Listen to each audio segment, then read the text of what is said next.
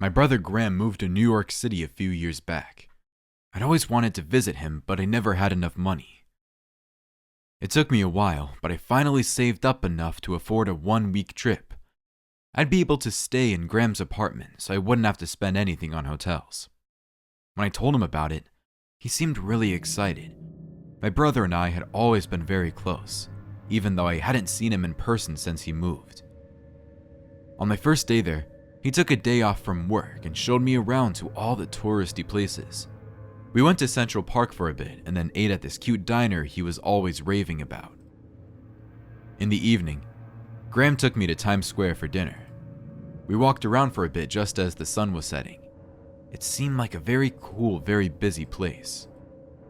Graham guided me past some of the bigger shops towards a restaurant he was excited to take me to. He and his ex-girlfriend had been there a few times, but just for special occasions. He wouldn't tell me what it was, but he assured me that I'd love it. We ended up in this really fancy-looking French restaurant pretty close to the subway station. It looked like it was way out of my budget, but Graham said that he'd pay. He told me to order whatever I wanted. There weren't any prices on the menus, so I just went by what looked good. Graham and I both ordered and had a really nice time together. We ate and talked, and it felt like we were as close as ever. The food was delicious, of course, even though it was probably the most expensive meal of my life. When we were both finished, Graham went to the bathroom at the back of the restaurant and said he'd be right back. He never returned. I waited at the table for a long time. After a while, the waiter came back asking if I was ready to pay. I tried to explain that my brother was paying, but he'd been in the bathroom for a long time. I asked the waiter if he could wait while I went to check on him. I could tell that the waiter didn't trust me. I assumed that expensive restaurants like this one had to deal with lots of people trying to dine and ditch. He literally followed me through the restaurant while I went to find Graham. I got to the bathrooms and looked inside, but Graham wasn't there. The waiter stood right behind me with his arms across his chest. He did not look pleased. I think he assumed that I was trying to trick him. I pulled out my phone to call Graham's number, but he didn't answer. I was about to try again when Graham sent me a text message. "Sorry, I had to go. I'll pay next time." Happy emoji face. I couldn't believe it. My own brother had set me up. He knew that I didn't have enough money for a place like this, and he just abandoned me here so I'd have to pay the bill. I was furious. By then, the waiter called over his manager. Both men towered over me, just staring me down until I pulled out my wallet and handed them my credit card. I won't tell you how much the meal cost, but most of the money I'd saved up for this trip was now gone. I'd hurried out the restaurant and got back to the subway to go straight to Graham's apartment. He was probably waiting for me there. He was probably laughing over the cruel prank. Even if he paid me back for the meal, I was still so angry and embarrassed. I texted him again while I was on the subway, but he didn't answer. Then I got to his apartment. Thankfully, I had a spare key, so I was able to let myself in. He wasn't there. I decided not to call him again. He'd come home eventually, and when he did, I'd really lay into him. When we were growing up, Graham and I never fought. He was never mean to me like he was tonight. New York must have really changed him. I sat on the sofa and tried to watch TV, but I was too angry to concentrate. After a while, I finally got another text from Graham. He asked if I was mad at him. I didn't answer. Then he texted again, asking where I was. I replied that I was back at his apartment, but I was planning to rebook my flight and leave in the morning. He didn't respond for a couple minutes. Then he wrote, "I don't believe you.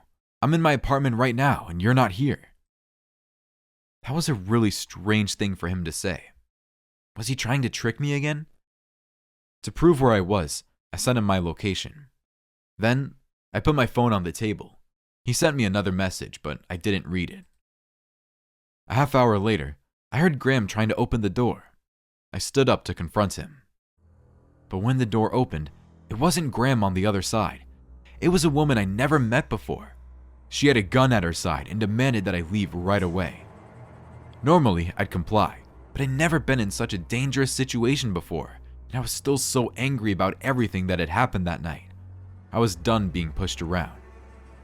I stood up straight and told her no, I wasn't leaving. She raised the gun, pointing it right at my face. "I don't want to shoot you," she said. "Good," I told her, "so get out." She cocked the gun and started walking toward me.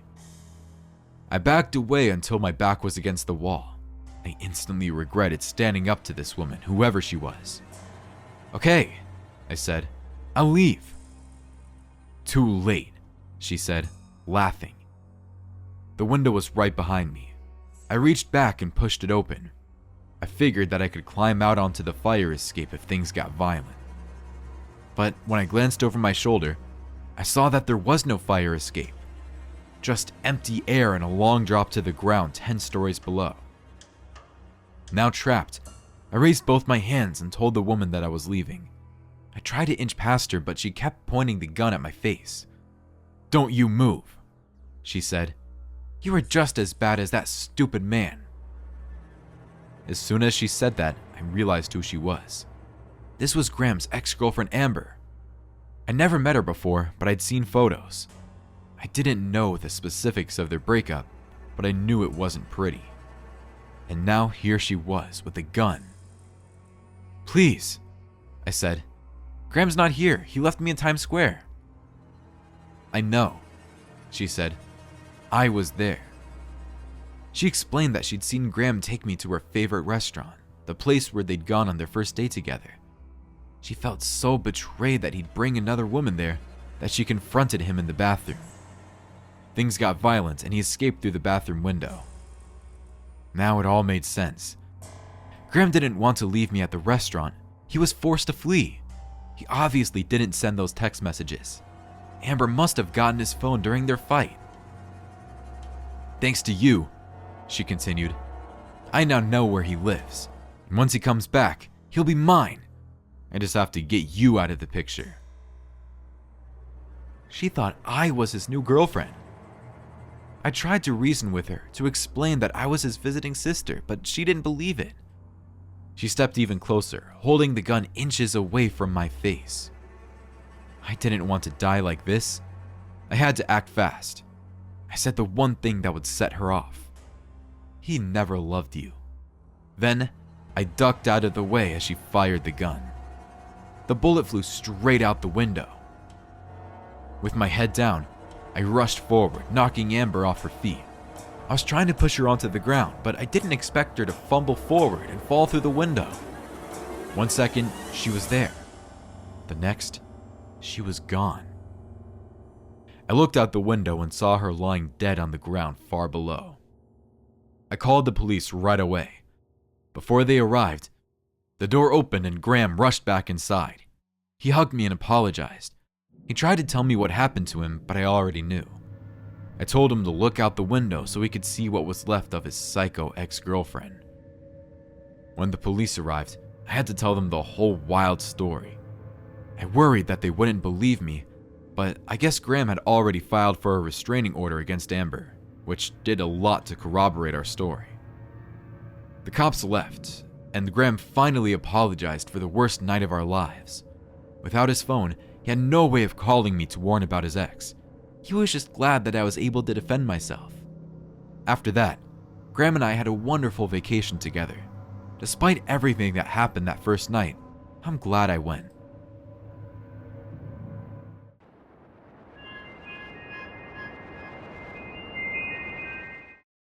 When you've worked at the counter at a 7-Eleven for months, very few things and people have the capacity to utterly shock you out of your skin. There are those who steal stuff and feign ignorance when they're caught. They're the least of the worries. At some point, if it was not for the fact that stealing is a crime, it becomes mild entertainment. It is human nature, I suppose. There are those who come in so drunk that they overpay. Those are another form of entertainment. You owe it to them to replace whatever they overpay back to their possession. Occasionally, some customers will come into the store armed with a knife or a gun. You also learn how to gauge these vicious types of people, not by their weapons, but by their threats. These types are manageable, but you still have to keep a gun within reach should you need to defend yourself. But a little de-escalation and everybody would be fine. The last types are the ones nobody wants, the crazies. I could smell a crazy person from afar, and it usually is in the components. A crazy person could be neatly dressed, packing all the annoyance in a well-tucked shirt, brushing against the wind and daring some minor inconvenience to trigger them to a display. Sometimes they were not so neatly dressed. They looked haggard and unkempt, but both types of crazy were equally as potent as the present danger. You just knew how to manage them, negotiate around their mindlessness, and allow them to walk away. I should have allowed that particular crazy person to walk away if the entire episode had not been so enervating. He was not just a red flag. He was a carnival of red flags. He was dressed in a hood that smelled rank. His beard was overgrown, stubs that should have been shaved or left to grow out of their own accord, as if they weren't so carelessly chopped. His shoes were greasy, even though I had seen him step out of his car. He looked disconcerted from the moment he stepped into the store, staring at me once before strolling down an aisle and wounding up around another. I braced myself for a strange evening, even though I said a small prayer for a smoother experience. The rustling of packs caught my attention as I leaned over the counter to see what he was doing. But just then, our eyes met. He gazed at me like an inconvenience, waved a pack of chips at me, and dipped. "Come on, man, not today," I muttered in wait for him. He did not take long around the counter, and when he came around, he already had in his hand one bag of chips. I did not particularly have trouble with customers who did that, but I would rather they didn't do it until they've paid for what they took. I swallowed my observation and offered an awkward smile. He smiled back, but in such a shallow way that I didn't feel terrible about not smiling sincerely. His green eyes, sunken into his pale face, fluttered every time he chewed, and I paused to reconcile everything that he had in his hand before he dropped them. I was still thinking when he dropped all of his possessions onto the countertop. He heaved and dipped his hands into his pants pocket. "Good evening, sir," I mentioned in a robotic note that was required of me. It was a 7-Eleven, not a 3 Michelin star restaurant. "Thanks, man." He nodded at me with his hand still in his pocket. I ran the items through the scanning machine, eyes peeled for anything, as his aura was so menacing I could barely stay calm. The price came up to a total, and my machine beeped. I turned my eyes entirely to him and waited for his moves. He did nothing, so I asked, "Cash or card?" He paused, squinted in a manner that had me thinking. I had perhaps surprised him with my audacity to ask a question. I blanched, apprehensive as to what his stare could mean. I repeated the question, and he stopped staring at me with those stony green eyes. Instead, he eyed his loot for a brief moment and decided he was going to have it. "You know what?" He kissed his teeth and made a loud, mucky noise with his mouth. "I ain't paying you a goddamn thing, boy, and I'm gonna take it." I knew what was coming, and I didn't like it. It smelled too much like danger. It made my stomach churn and my eyes reel. The 7-Eleven was empty, but just the two of us. Not even the drive-in had any human presence. I put my hand up to show him that I meant no harm. It instead infuriated him. "It's what you capitalist fucks do to the economy of this great nation." He spat and stepped back, flinging his hands out of his pocket. "You take every single dollar from the pocket of the hard-working Americans for these overpriced plastic pieces of garbage you sell." What he was saying was not as important as what he was holding. A silver collapsible knife with serrated edges. The danger to my life was never so urgent. "Hey man, easy." I whimpered from behind the counter when he began to make a menacing saunter towards me. My heartbeat quickened in my chest, and I was utterly terrified that this stranger, who had no idea who I was, would stab me and leave me bleeding out because he had a grudge against a 7-Eleven. "Do you know how many of your types I've killed?" He mocked me with a laughter. "2. They died begging and whimpering just like you. America deserves better." I was right.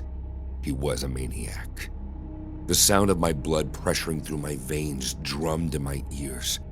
The horror of this maniac closing in on me took all of my attention, and the store was suddenly blurry. He would not stop. I knew it. It was in his eyes.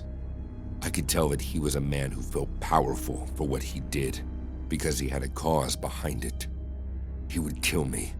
His first swing at me from up the counter, kicking my machine away, made that even clearer. "You and everyone like you deserve to die," he bellowed, jumping down from the counter with his knife darting at me. The space between me and him was no more than 2 arms length. He covered it in a flash. I reacted instinctively, reaching under the counter to fetch my weapon. I turned my shoulder, and his knife, initially aimed for my shoulder, sunk into my arm instead. The pain was like fire coursing through my body. In the scrimmage, I collapsed backwards, and he fell onto me. My gun went off, blasting a hole through his gut. I cried in horror, as if it was the first time I ever had to use a gun on a person, and I was sure that he was dead. With adrenaline pumping through my veins, I was able to push the maniac off of me and rush to the phone on the counter. I dialed 911 and it rung twice before the call connected. "Hello, it's an emergency," I said into the phone, glad I had saved my life from a crazy serial killer.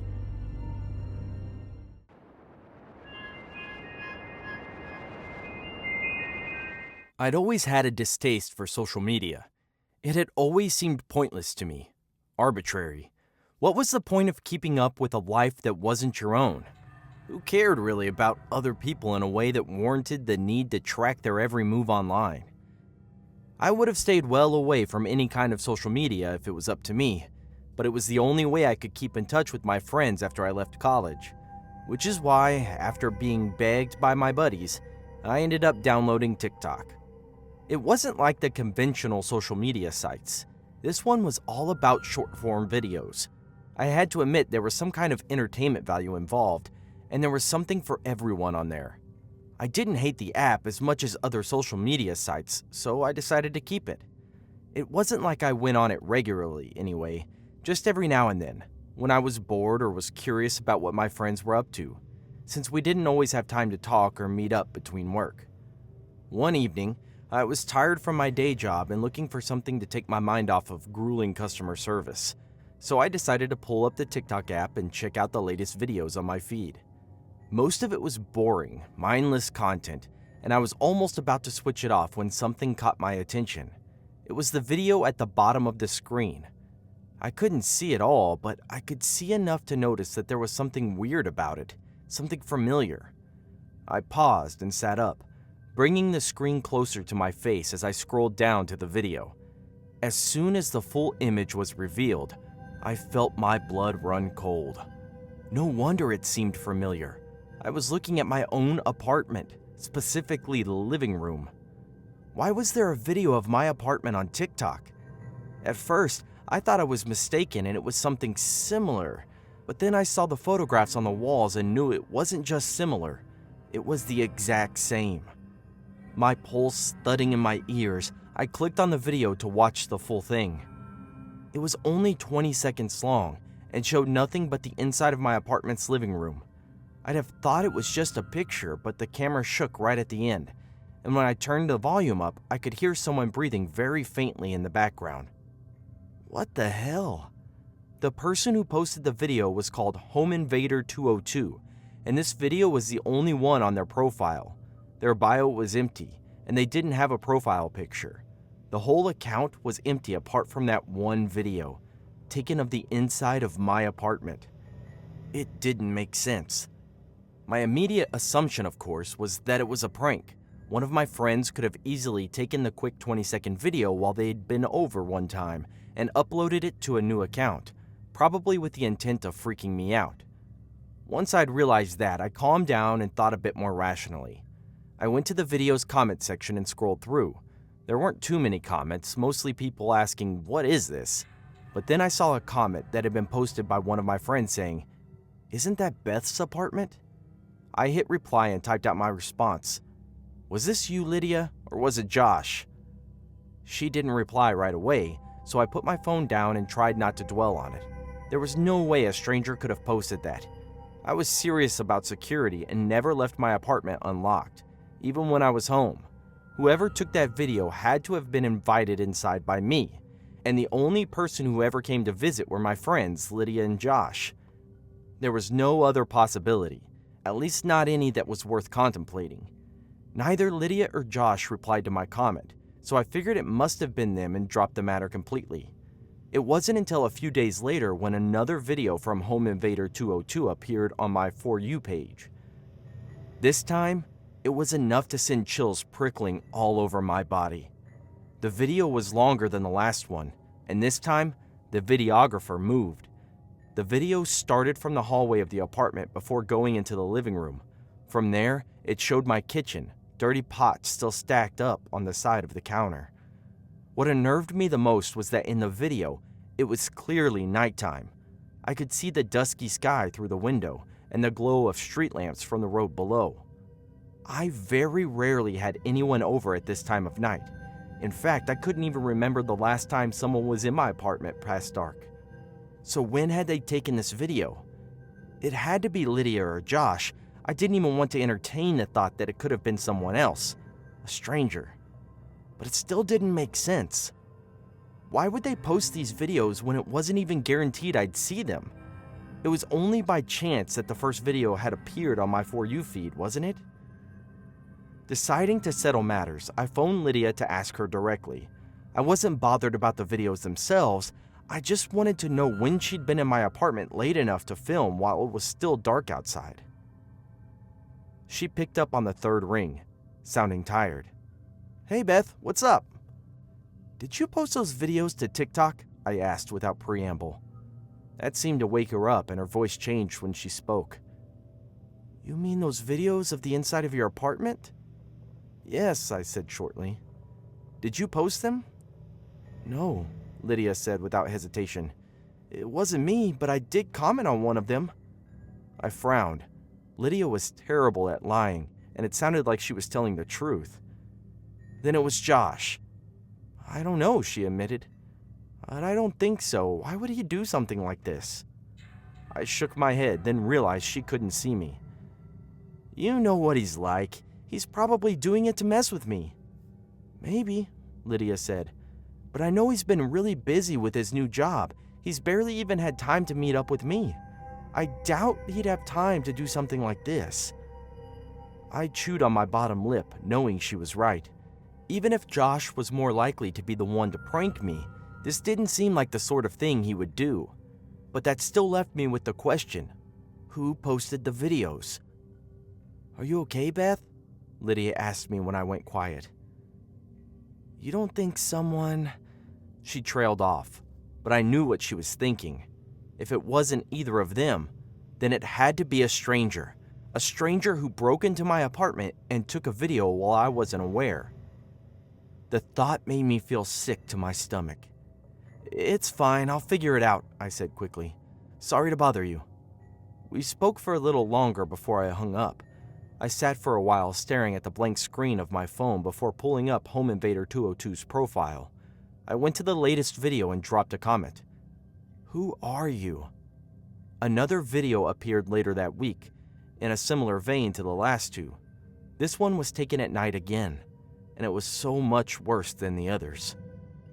Like before, it started from the hallway of my apartment, touring through the living room and kitchen before going down the small corridor towards my bedroom. As soon as I saw the gloved hand reach for the door to my bedroom, my insides went ice cold with dread. In the video, the door opened and a faint stream of moonlight fell through the window, highlighting the figure in the bed. The figure was obviously me, fast asleep. I wanted to throw my phone away from me, cover my face in horror, but I couldn't. All I could do was keep watching as the stranger in the video recorded me sleeping.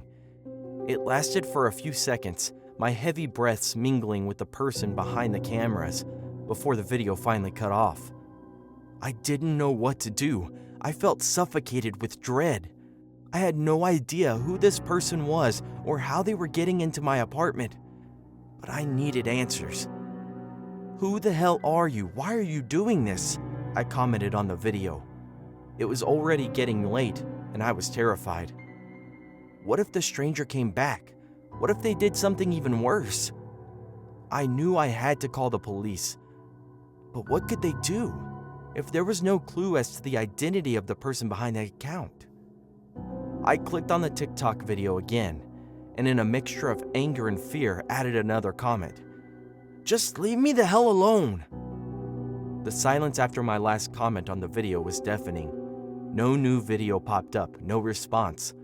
Sleep, however, became a stranger. Every creak of the floorboards, every rustle of wind outside was a potential intruder. Days bled into a tense, paranoid existence. Then one night, a notification jolted me awake. It wasn't a video, but a single live broadcast. Home Invader 202 was live. Heart hammering, I clicked on it. The grainy screen showed my bedroom, everything seemingly still. But then the camera panned. It revealed a figure cloaked in darkness, sitting on the edge of my bed. My bed. My scream died in my throat as the figure spoke, his voice a chilling rasp. "You shouldn't have asked me to leave." He tilted the camera, revealing a face obscured by a mask, but the glint of his eyes, hungry and predatory, sent a primal terror through me. He wasn't just there to watch. A dark desire burned in those eyes. Suddenly, the room filled with a sickeningly sweet scent. My head swam, my vision blurred. Panic choked me, but my body felt heavy, unresponsive. The figure moved closer, his voice a seductive murmur. "Don't worry, you'll enjoy this." The last thing I saw before the darkness took over completely was the glint of a blade catching the moonlight, the promise of a horrific violation mingling with the terror in his eyes. My apartment had become a cage, and the monster I'd invited through social media's voyeuristic lens was about to claim me, not just as a victim, but as a twisted object of his depraved desires.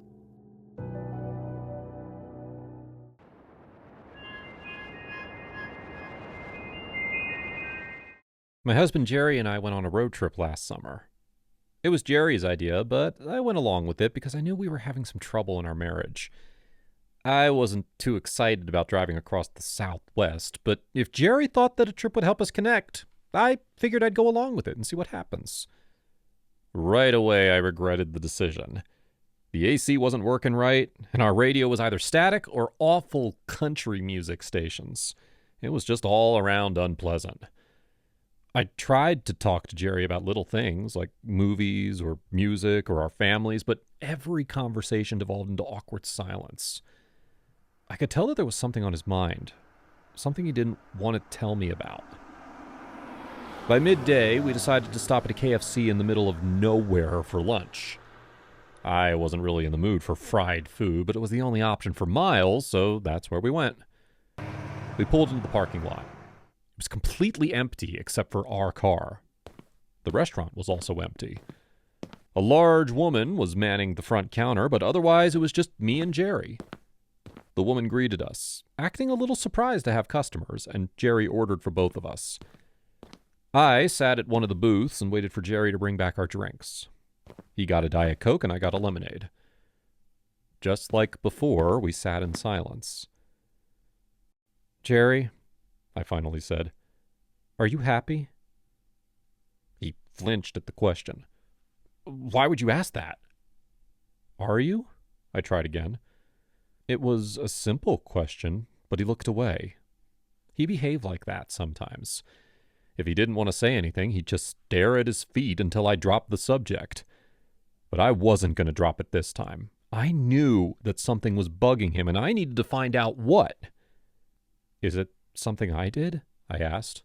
No, he shouted. Then what? He sighed, sounding like a party balloon as it slowly deflates. Then he looked back at me, and his eyes were filled with tears. I'm sorry, he said. It's not you, it's... I've been having nightmares lately. They won't stop. I thought that maybe if we traveled somewhere, I'd be free of these thoughts, but I don't think it's working. This was news to me. He always seemed like he slept peacefully. In the mornings, he always acted relaxed and well-rested. What kind of nightmares? I asked.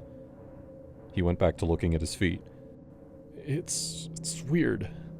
I dream that people are after me. They want to kill me. Why? I don't know, he said. His voice was shaky and cracked. They seem normal at first, but then their eyes turn completely black and they go crazy. I know it sounds stupid, but... I reached across the table and held his hands.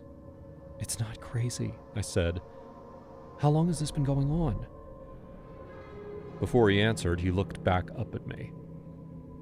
Then he noticed that the woman was standing by our table, setting the trays of food in front of us. He turned towards her and instantly started screaming. He pulled his hands away from me and jumped out of his seat. I'd never seen someone so afraid before. He stared at that woman like she was some horrible, demonic thing. I tried to tell him to calm down, but I don't think he heard me. He ran across the restaurant and out of the door. I watched through the windows as he raced past our car and disappeared into the empty field behind the parking lot. What the hell? The woman said. I didn't have time to answer her. I jumped out of my seat and ran after him. As soon as I got outside, the desert heat hit me like a slap in the face. I ran through the parking lot trying to follow Jerry's steps. I made it into the open field, but I couldn't see him anywhere. I spent about 10 minutes looking around and shouting his name, but there was no sign of him. He was gone. I pulled out my phone and called his number, but it just went to voicemail. I was starting to get really worried. The highway rolled on in either direction, and empty space all around me seemed to go on forever. Everything was so flat and featureless. There was no place for Jerry to hide, and yet I couldn't see him. Eventually, I went back to the KFC where the lady was still waiting. She looked very confused. I explained that Jerry got spooked and ran off. I didn't know what else to say. She forced a smile and said he'd come back. After all, there was no place for him to go, no place for miles. I called the police, and they didn't arrive until 30 minutes later. I explained what happened, and they said they'd put out a search for him.